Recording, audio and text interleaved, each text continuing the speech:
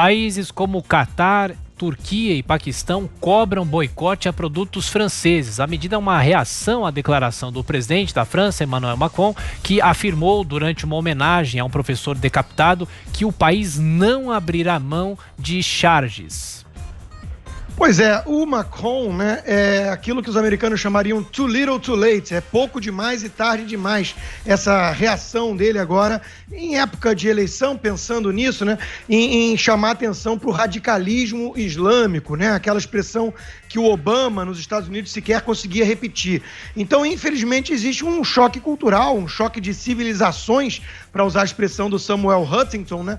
E a Europa está perdendo. A França, daqui a pouco, vai ser França-Quistão, né? Porque vai cedendo sem clareza moral do que está acontecendo e deixando aí essa ideologia da submissão invadir o Ocidente, né? Se não reagir, vai ser, de fato, tarde demais.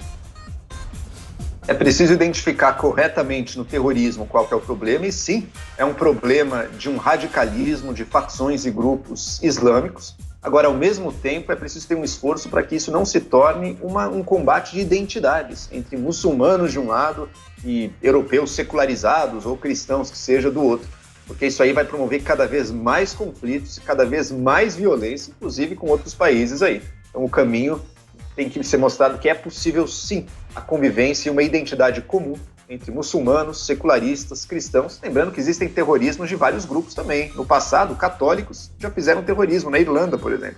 Não existe nenhuma ligação essencial, um DNA terrorista em nenhuma religião, ou grupo, ou ideologia. Joel, é óbvio que seria absurdo dizer que todo muçulmano é terrorista, isso é ridículo.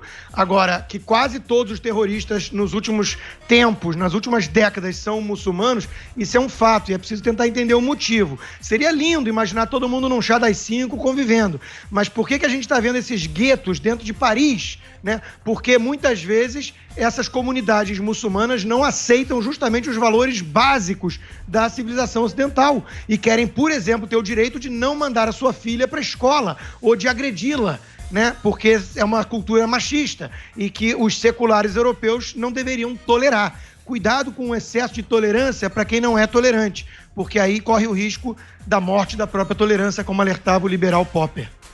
Mas você sabe, Rodrigo, que a maioria desses terroristas, na verdade, são jovens, às vezes segunda ou terceira geração, não criados de forma particularmente religiosa na família, que ficam revoltados e que entram em grupos. A juventude é um momento em que a pessoa pode se juntar a esse tipo de coisa e que acabam entrando no radicalismo. Muitos foram para o ISIS. Teve até casos de europeus, jovens de família europeia que entraram para esse tipo de loucura.